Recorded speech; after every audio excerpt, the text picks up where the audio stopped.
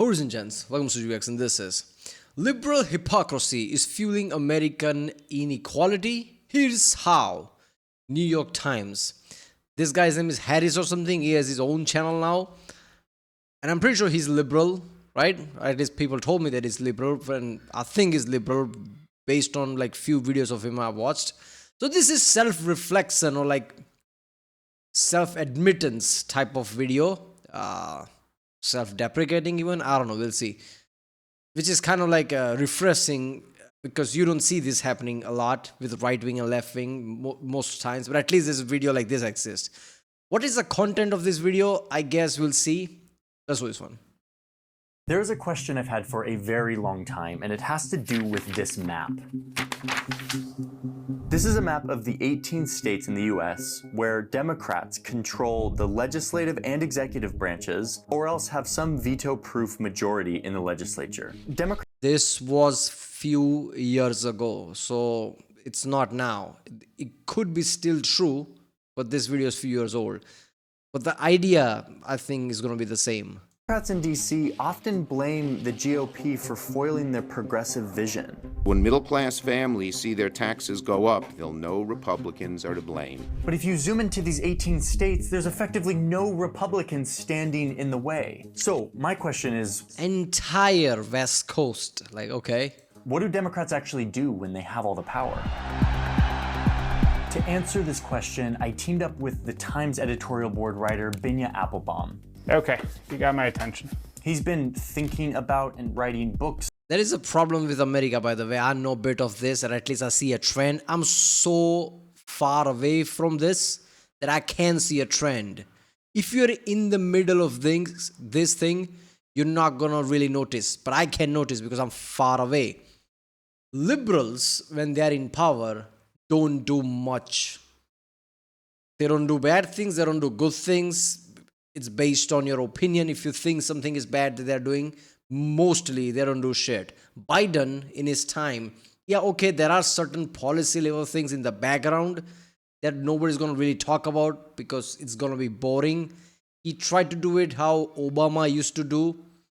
But most time, only thing you can think of really is that he gave away $1 trillion+ to people during COVID, which didn't even make to the people they were supposed to. Literal rich people got the money, which is like, they say like bucket, in democracy, bucket has hole in it, the water leak out. But this was a big ass hole, all the water leaked out if it continues, right? $1 trillion is not a joke. Even for America, that's a big number. And if you do this, like, so usually like they just do nothing. But when Republicans comes along, whether it's bad or something, at least they're trying to do something. At least they're trying to do what their base wants. If you think that's bad, but at least that's something. About and reporting on this topic for decades. I think, Americans tend to view politics as a competition of us versus them. And they tend to think that if they would just get out of the way, then we can do the things that we want to do. There is no them standing in the way. There's just the we of Democrats and their supporters, and they get to decide what policy should look. Clear division, which will result in civil war if not done right. Right now, America is rich, so it's not going to happen. The day how British Empire tapered off, if America starts to happen, yeah, you're going to have civil war. Because things are good, nobody cares. Things are really, really bad, that's when the division will start even explode. Look like in those states, and that is an opportunity for them to implement their vision. For this story, I also delved into this giant document. It is the 2020 Democratic Party platform. If you want to really understand what Democrats say they want, what their vision is for America, it's found inside of this document. This document serves as a guide. As we zoom into these states to answer this question, what do Democrats really do when they have all the power? Nearly 554,000 homeless people from the 25 wealthiest Americans shows they're paying little in income taxes compared to their fortunes, sometimes nothing at all. We cannot, in good faith, blame the Republican Party when House Democrats have a majority. There's still very intense segregation happening in all kinds of forms all over this country. Okay, so let's start with California. To me, California is like the quintessential liberal state. From the state legislature to the whole executive branch to most of the big cities, Dems hold majority control. So what do they do with all this power? Looking at California, you have to look at housing. Okay, now wait, listen. When I hear the words housing policy, I tend to sort of doze off. But Binya insists that housing policy and what is happening in California is definitely worth looking at. You cannot say that you are against. Everybody knows that. Biggest issue in California is housing crisis. First of all, the price they're asking to make house is insanely high. Trump said that one of the reasons this is happening in many places, like too many middle things that you need to consider. Just checking off boxes, giving money to people, not regulation, but like you understand, right? Like so many channels you have to go through. That in the end of the day, the price of the house is insanely high. And how is that productive? How is that get the job done? There has to be common sense in there, which I kind of agree to it. Right? Not at the level Trump is saying. Trump's saying like throw away everything, just build something. No, that's insane. That's like deleting government, just doing willy-nilly anything. That's a problematic. But at some level that makes sense because in California, too many layers you have to cross through before you can even build a fucking house. In England, Jeremy Clarkson started a show about his farm. I've watched it and realized how many hurdles there are, how many permissions you have to take just to do some basic farming. Things are there to make things safe for other people. That makes sense. But when that gets out of control, people can't even do anything or move around or do basic things. That's not how it's supposed to work. California is kind of getting to that. This is why it takes multi-million dollars just to build one house for a homeless person. How does that make sense? What is even that? Are they trying to build a house inside the metro Los Angeles where things are really costly? It's like building a house inside Manhattan in New York. Is that what they're doing? No. So are there no place where they can build it cheaper? Yes, there are, but these things are coming in the way. Inequality in America unless you are willing to have affordable housing built in your neighborhood. And Democrats completely agree. Here in this document, the word housing is mentioned over 100 times. The neighborhood where you're born has a huge influence on the rest of your life. Children who are born in neighborhoods with degraded environmental conditions, with a lack of access to high-quality public services, poor schools, poor public transit, are at a permanent disadvantage. And they even say verbatim, obviously, housing in America should be stable, accessible, safe, healthy, energy efficient, and above all, the words. Affordable. Housing Everything, all the words. I mean, it doesn't take money to say this shit. Let's just say it and not actually do it. is a human right. Housing is a human right. The rent is going through the roof. Housing is a human right. How does California do when it comes to housing? You know where those signs are when you drive? Roof over your head can be a human right, sure. Housing, like, you can get to that point. This is one of those elements where, like, people like, all right. You need to work and get to the level where you can buy your own house, but like having a roof, having a right to have a roof at least, that's, yeah, human right. Driving to a state that says, welcome to California, they might as well replace them with signs that say, keep out. Because in California, the cost of housing is so high that for many people, it's simply unaffordable. The state has simply, for the most part, stopped building housing. I mean, there are cranes, there's housing going up, but it has slowed down over time really, really sharply, and it is nowhere near sufficient to keep pace with California's population. And so what you have is not enough housing and too many people trying to get it, and the inevitable result is that prices have gone up and away. The median price of a home in San Diego County is now a staggering... When I hear this, is the ridiculous shit I've ever heard, because America is the richest country on the planet. Most resources any country has, like America has more than that.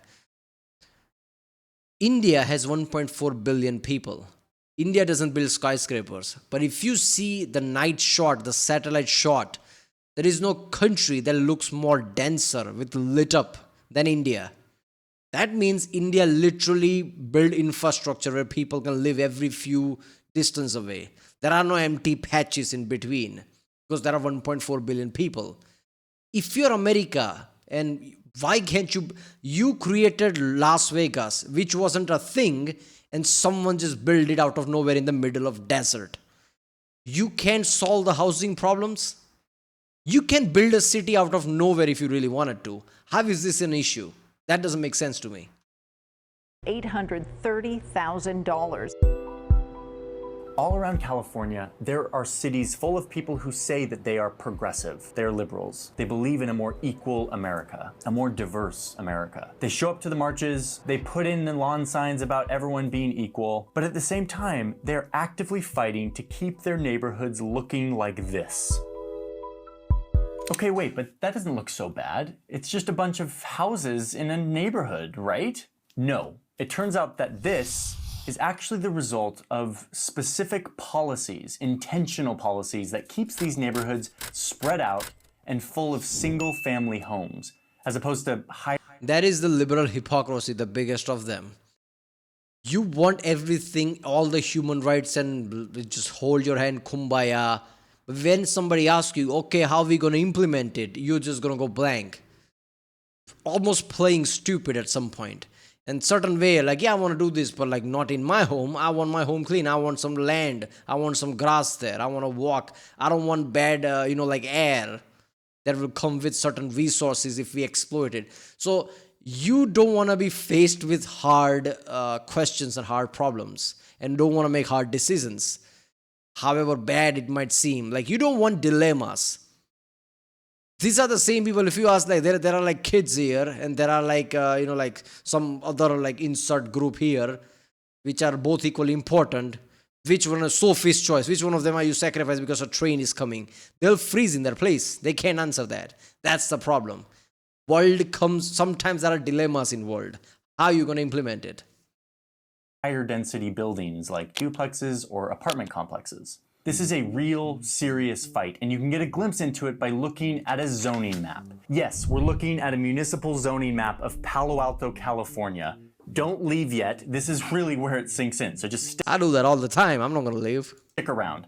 So everything on this map that is yellow is zoned for single-family homes, like this and this. One family can live here. But here in Palo Alto, there are a lot of new jobs. This is a desirable place to live for new opportunities. Over the past 8 years, the San Francisco area has added 676,000 jobs, but only 176,000 housing units. So a few years ago, the city council voted to change the zoning of one section of the city right here. Specifically this 2-acre plot of land. They wanted to change it from low-density housing to higher density housing so that they could build a 60-unit affordable housing complex for elderly members of the community. Okay, so they changed the zoning. Start building the 60-unit complex. No, the overwhelmingly liberal residents of Palo Alto decided to hold a vote to overturn the decision, to revert it back to low-density, single-family housing, back to yellow. And it passed, and the zoning was overturned. So now when you go to this plot of land, instead of an affordable housing complex for the elderly, what you're gonna see is this. A row of just a few houses, all of them massive, and worth around $5 million each. Again, these liberals are rich. They know they can afford it, and screw the old people. It's not just hypocrisy, sometimes it's evil. I'm a liberal guy. When it comes to values, I'm liberal. Or at least I think I am. Like, you can't really put me in one bracket, but I think I am generally in that area. But this is next level shit. I'm all for like helping the old people, but not where I live. Do somewhere else. Get out of here. Like that old monocle rich person mentality, Victorian rich guy mentality.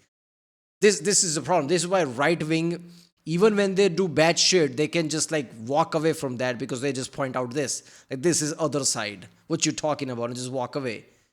And they have certain license to do certain bad decisions. Like, yeah, at least we are not that. Yeah, you're muddying water by doing this shit and allowing other side and giving them license to do fucked up things. And people are still going to vote for the right wing because they see you doing this shit. I think people aren't living their values. You go to these meetings in these neighborhoods where they're talking about a new housing project, and it's always the same song, and it goes like this.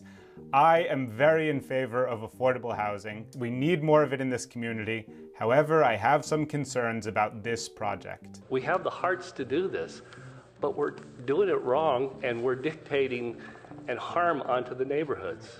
I have heart to do it, but I don't have a land to do it. You're not doing this shit here. I have heart to do it. Let's do it in imagination land. I'll dream for you that you have a house. Until then, you can live on the bench.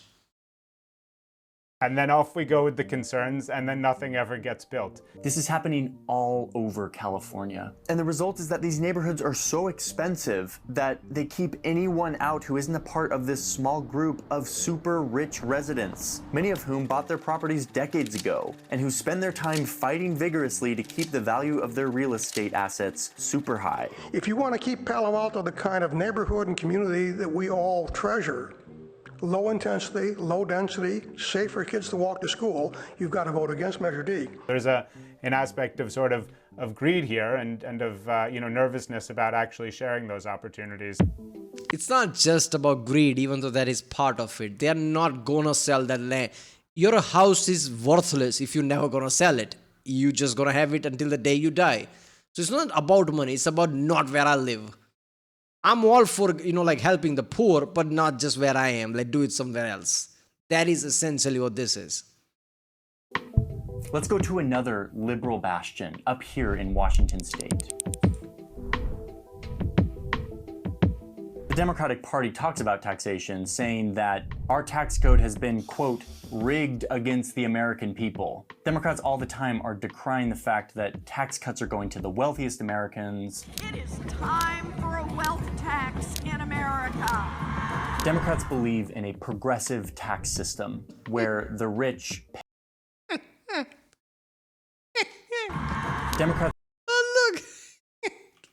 Tax the rich while I'm posing with celebrity shit. All right, that's insane. Believe in a progressive tax system where the rich pay a larger share of their income than the poor. This is the most basic policy vision of a progressive movement. It's front and center in Democrats' policy platform. But if you go and look at Washington state, what you find is that in Washington state, if you look at the state and local taxes that people pay there, less affluent families pay a much larger share of their income in taxes than the wealthiest residents of Washington state. So people like Bill Gates and Jeff Bezos, two of the state's most famous and wealthy residents, are in this lovely situation of paying less in taxes as a share of their income than the poor people who live in that same state. And this is a fundamental inversion of the values that the Democratic Party professes. There's no state with a more regressive system of taxation than Washington state. And I'm talking All of the Bezos and Gates live in Washington state? Why are they living there though? Because of this? That's the state that is all the way up there, right on the top near Canada. The most regressive, meaning Texas, which is the conservative bastion of anti-taxes, is more progressive than Washington state, liberal Washington state. How is that real? Oh, and guess what? Other states on our map also are in the top 10 of most regressive tax regimes, like Nevada and Illinois. There have been some changes, particularly in recent years, but So maybe when right-wingers cry, the liberals are just hypocrites and they're just finding keywords to just say, but if you peel through it and go into detail, they're just bullshitting. Maybe that's true. Overall situation remains resistant to change. So I am very concerned that at this time, which is a very poor time to disincent people from creating jobs in Washington state, that we're even considering it. From that paycheck that you earn, more of that money is going to state government. And so the effect of that is basically to exacerbate inequality. Okay, so rich liberals don't show up when it comes to housing or taxes. Another major theme in this policy document is education. And the wording in here I find quite interesting. The Democrats say, quote, we must provide world-class education in every zip code to every child because education is a critical public good. Now this is a big deal because when you think about left-wing liberals in America, you think of almost reaching socialism level people. Why? Because they want free education, free healthcare, and basic safety net, which I like, by the way, which a lot of Scandinavian countries are already doing it and it's working. So I'm yeah, it's like Bernie Sanders said it, socialism light, which is not really socialism. You're still keeping capitalism in the center of it. You're not really going for socialism here because that wouldn't work, obviously. Socialism sucks. for somewhat like safety net. We can like, if you live in the society that is giving you all this money and all this peace and security where your soldiers die for you and like all these things, at least we should provide us basic safety net for people to flourish. Not, oh my God, I'm hurt, but I don't want to call 911 because the bill will be so big. That's insane. That makes sense. But if they're the same people who doesn't even give a fuck about education here, as I'm guessing the video is going, that's just beyond hypocrisy at that point. They use this word zip code to represent the fact that in America, schools get their funding based on the real estate taxes of the houses within that school district. The more expensive the neighborhood, the more funding goes to the school. So over here in Illinois, which is like the quintessential liberal state, there's this one county that contains the city of Chicago. It's called Cook County. The residents here voted overwhelmingly for Democratic candidates in the presidential and senatorial elections last year. Often what would happen is that this would just be one big school district, and that all the taxes from all the towns in this county would be put into one bucket and distributed equally throughout the county. But the residents of this very blue Democratic county have actually decided to divide themselves into more than 140 school districts. So now you have all these tiny school districts like this one, which are like gerrymandered around the richest part of town. And so all of the taxes from these rich homeowners go into one little bucket and then only get distributed to the schools within this rich region of the county. It can be on the same block. That is stupid to me. If you're rich, you can afford, like, why do you need funding for school when it's private school and it's school for the rich people? You can pay for it, right? I don't know where I live if there is similar situation here or what, but I'm pretty sure like if it's not a governmental school where government help it, it's a private school, you just pay for it. Like, funding for what? If you're rich, you can pay for it, right? Like, so pay for your school. And whatever fund, that taxation fund is there, goes to the people who can't really afford the school, where the funding might help them. I don't understand the process that is happening. Somebody comment down, funding for what? Because I'm pretty sure like all this education loan and this and that, you pay for your education. So where is this funding going? What is it actually doing? Funding for what? That the town line runs through the middle of it. And if you live on one side of that line, you're consigned to an inferior education by virtue of the fact that you and your neighbors don't have as much money. And if you live on the other side, you're basically a member of a club that is sponsoring a private school, essentially, for the benefit of that small group of kids who are lucky enough to live in that affluent community. Come to this school, amenities, swimming pools, polo stadium, why the fuck not? Golf area, entire, like, what is it, golf ground, golf, whatever it's called, golf club. Yeah. So in this big ass school, there's only a tiny part of school and everything is sport and all these amenities. Why? Because rich school, come on. And the result is that poor communities have less money to educate their children, and rich communities have more money to educate their children. This is crazy. It means basically that the kids who have the greatest needs have the fewest resources. The same thing is happening in element. It makes sense because if you go with like that conservative mentality, people who have money will take care of their children. People who don't have money, they don't take care of children. Why should it be on my head? That conservative mentality. This is why I'm somewhat liberal. Like, they are part of your society. It's not their fault that they're poor, especially the children. They need help. So, you know, I think this is written in that way. Like, okay, people just like, if you're rich, you take care of rich, like yourself, like others are not your fault. This is one of the problems America has. Like, okay, think about the people that are in need. If anything, what if one of them is Einstein?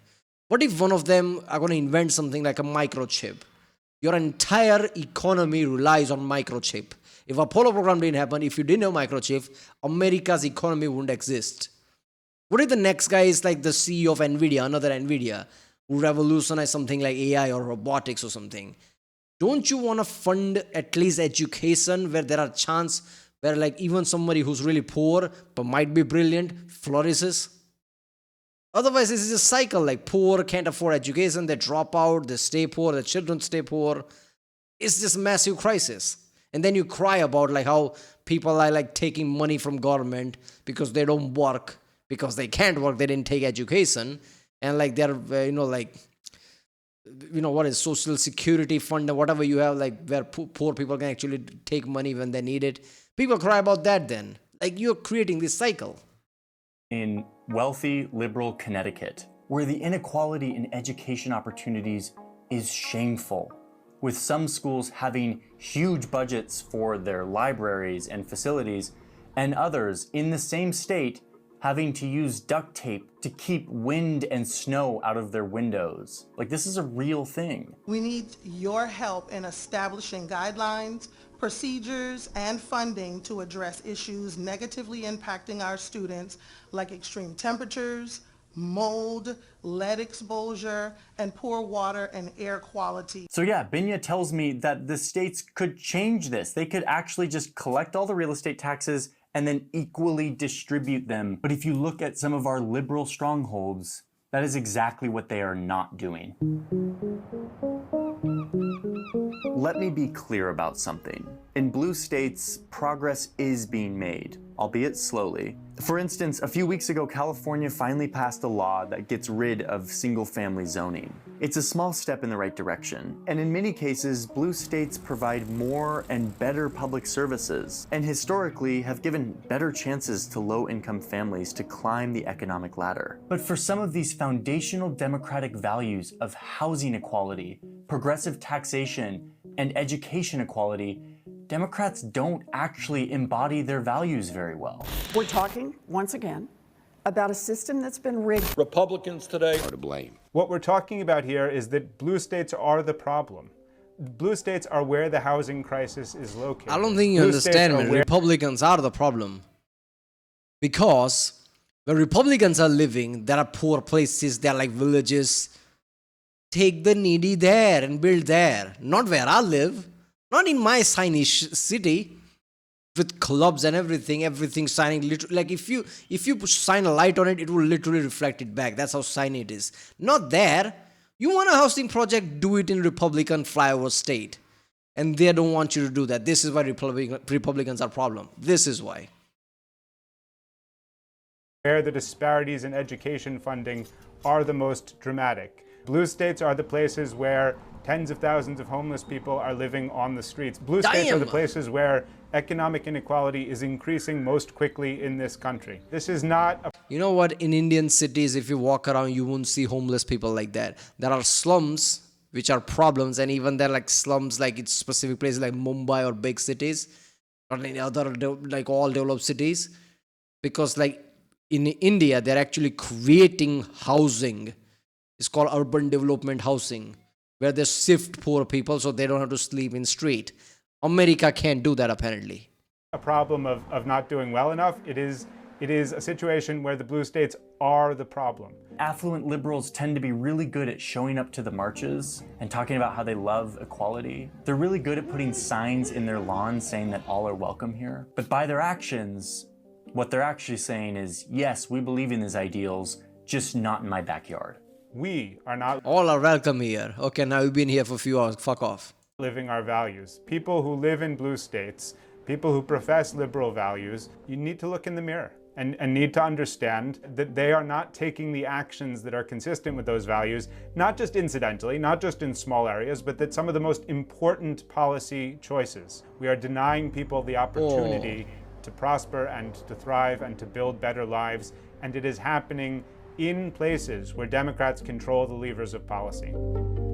Damn.